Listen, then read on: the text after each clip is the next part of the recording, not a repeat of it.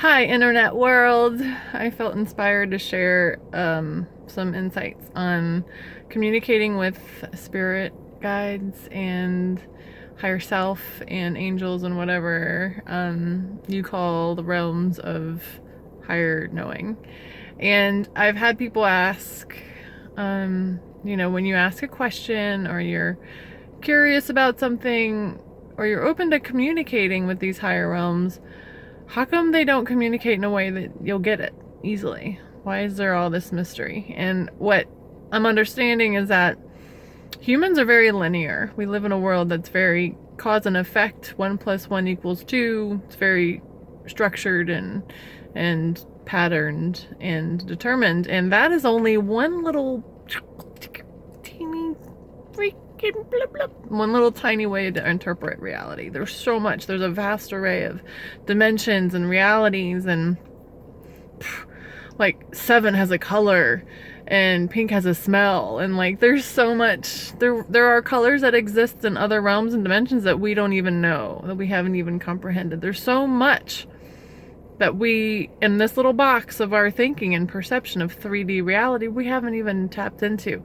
And so our senses of smell, sight, touch, taste, and whatever the 5th one is, it's only a small fraction of what we have the capability to access. And so for us going forward, our evolution, our growth requires expanding and accessing our other realms of interpretation, all of our clairs, our cognizance, our clairvoyance, our clairsentience, our ability to hear and see and smell and feel what is not here in the physical. And we have more than enough of the capabilities to do that. We just haven't built those muscles yet. We haven't opened up to it. So when you launch a question like, which job should I take?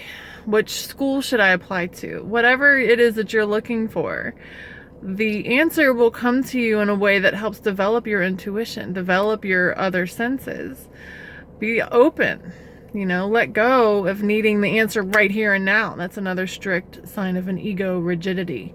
Be open to trusting the flow of the way things go.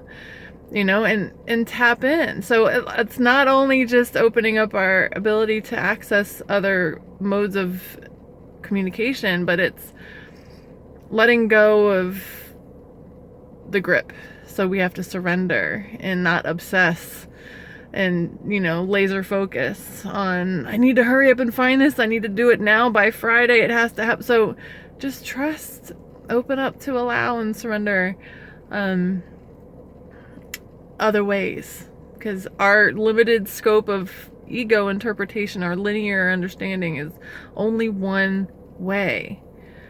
It doesn't mean you just abandon all responsibilities and just throw caution to the wind and say flip it, but it means you don't try to control the outcome. You don't push in a direction where there is resistance or things are just not opening up and flowing. So just consider that when you're starting to build your intuition and your communication with your higher self, your intuition, your higher realms, whatever, and just allow for a feeling sensation in your body. Like when you think of, which person do I want to invite to this event? Think about that person and see what you feel in your body, in your heart, in your stomach. See if you feel an expanded response or a contraction.